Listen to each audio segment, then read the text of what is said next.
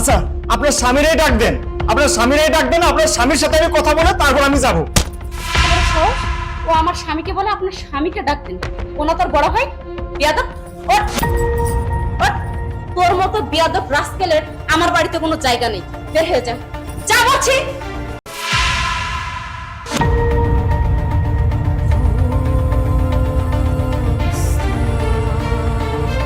ভাবি, Javed Sky, The Real Entertainment.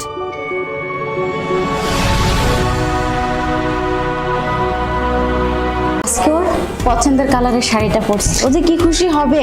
ভাবি হ্যাঁ বল। কি দেখতেছো? আরে এই যে তোর ভাইয়ার পছন্দের একটা শাড়ি পরছি, তাই বলছি। ও আচ্ছা, ভাইয়াকে দেখছি না, ভাইয়া কোথায় গেছে? আরে তোর ভাই একটু বাইরে গেছে, বস। কি হয়েছে বল এখন।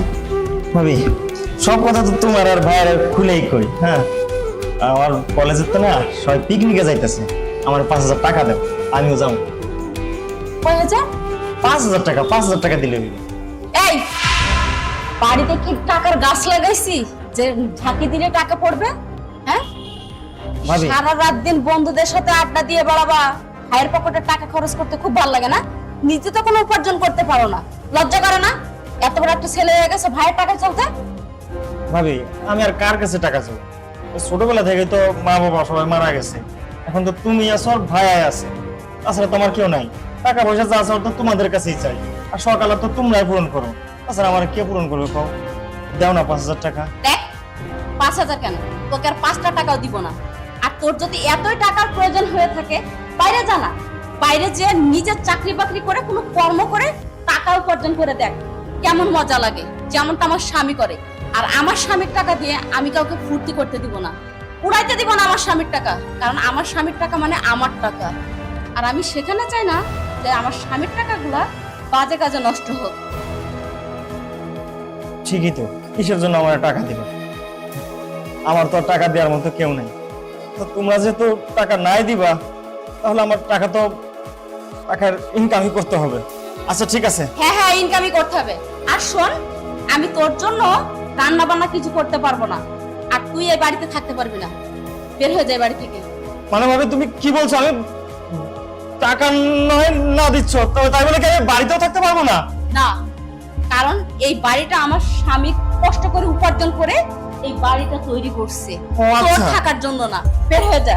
আপনার স্বামী বাড়ি থেকে বাড়িটা কষ্ট করে উপার্জন করে করছে, আর আমরা এই বাড়ির কিচ্ছু না। আচ্ছা, আপনার স্বামীরাই ডাক দেন, আপনার স্বামীরাই ডাক দেন, আপনার স্বামীর সাথে আমি কথা বলে তারপর আমি যাব। ও আমার স্বামীকে বলে আপনার স্বামীকে ডাকতেন। ওনা তোর বড় ভাই বিয়াদব। ওঠ, ওঠ। তোর মতো বিয়াদব রাস্কেলের আমার বাড়িতে কোনো জায়গা নেই। বের হয়ে যা, যা বলছি। আর এক মুহূর্তের জন্য আমার বাড়িতে তোকে দেখতে চাই না। আচ্ছা ঠিক আছে, বাড়ি থেকে আমি বের হয়ে যাচ্ছি। তবে যে বলে দিলাম, কোনোদিন ওই বাড়িতে আমি আর আসবো না, তোমাদের মুখ আর কোনোদিন দেখবো না। হ্যাঁ, যা যা, কিচ্ছু হবে না।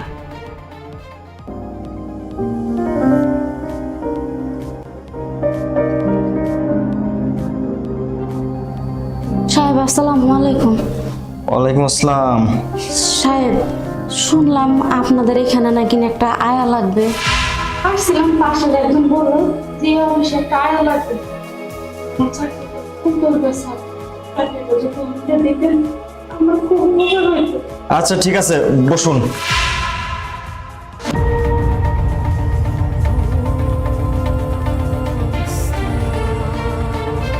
ভাবি,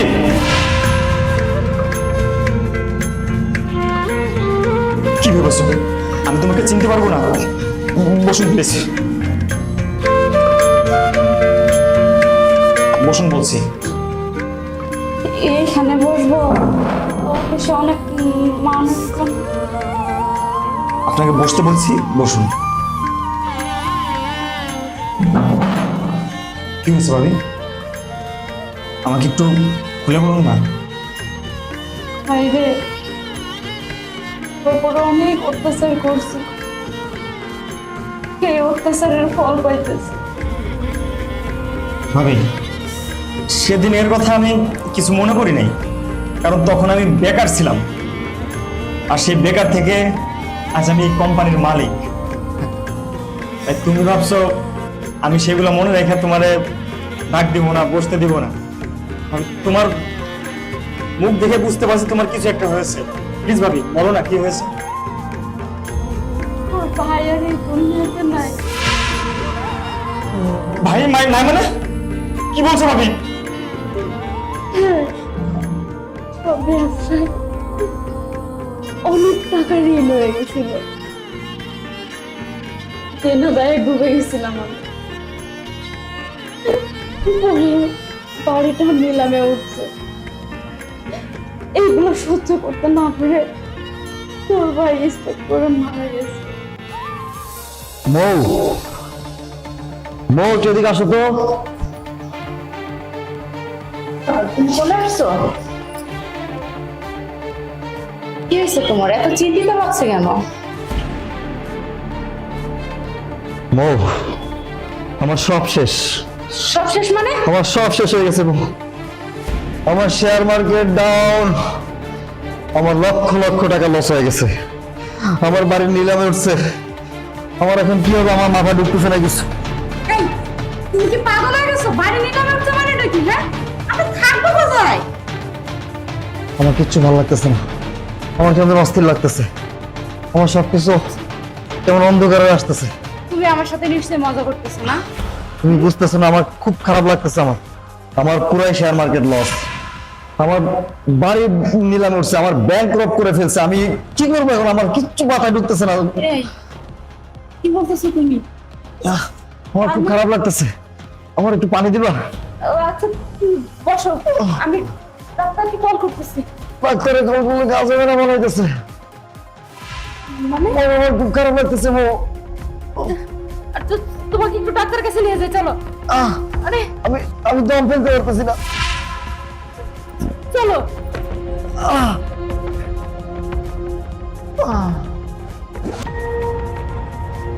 হৃদয়, এই হৃদয়,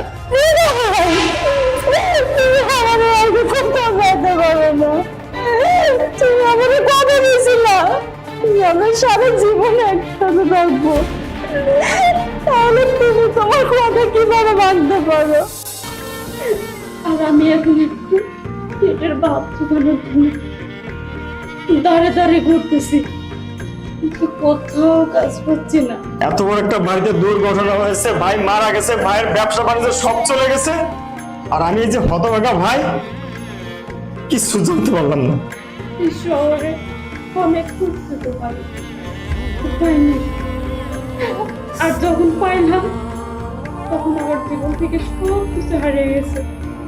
এটা তো হওয়ারই ছিল, এটা হওয়া উচিত ছিল। না ভাবি, এই সব কিছুর জন্য আমি দায়ী। আমি যদি সংসারে ঠিক থাকতাম তাহলে তুমি না থাকতে পারি, তোমার ভাইয়ের ব্যবসায় লস না করলে তোমার ভাইয়ের এই অবস্থাটা হতো না। আর আমি এই অল্প বয়সে দিতে বলতাম, ওই বিড়াল আমার ঠিক বিচার করে দিছে, ঠিক বিচার করেছে।